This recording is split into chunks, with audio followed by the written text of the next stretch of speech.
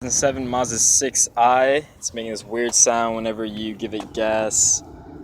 So far, I thought it was the Serpentine belt tensioner. I replaced it.